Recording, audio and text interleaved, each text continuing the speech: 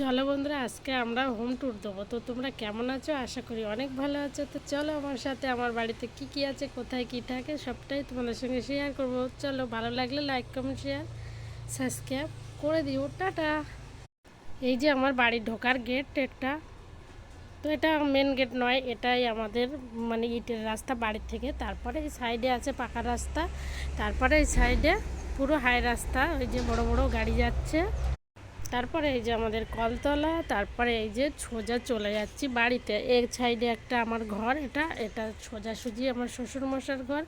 এ সাইডে তুলসী তলা আছে, এ সাইডে ঠাকুর ঘর আছে আমাদের।